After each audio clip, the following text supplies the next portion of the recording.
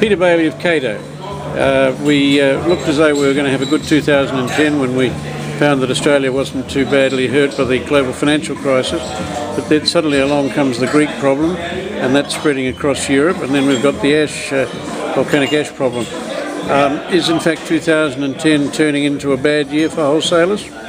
Well, funnily enough, actually, our figures for 2010 are actually very good, and they're well up on 2009 and getting back to the levels of 2008 before the global financial crisis hit us. I think the Australian economy is held up very well, and the Australian travellers are still travelling. They're very enduring travellers. There's been a lot of talk about people being left stranded in Europe and in various ways. And many of them, of course, have booked their holidays by them through their own devices, through the internet.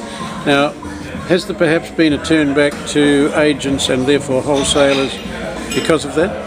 Well, it's interesting, the recent problems with the volcanic ash, I think, really confirmed the situation where the wholesaler is of a real importance when you're booking an overseas holiday, because we and our members were able to resolve problems very quickly for our members with the volcanic ash problem, whereas people who booked directly through the internet had a great amount of problems.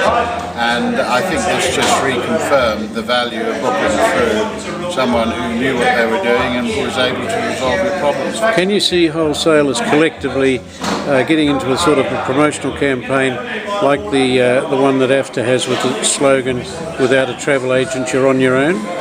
Yes, we work very closely with the retail travel agents. Obviously that is the main source of our business, is via the retail travel agent, and in fact we support them, and in fact they do all their bookings through us, so it's actually through them that we create the situation.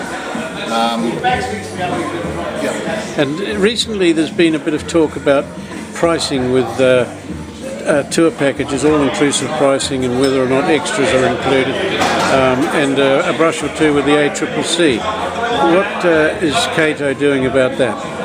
But CATO have actually had meetings with the ACCC, and we've been educating our members on what is required when completing a travel brochure, and what you have to include. And we've had 2 or 3 meetings with them, and also had them at our CATO general meeting. So it's just a matter of becoming aware of what is required by the authorities. Thanks, Peter Bailey.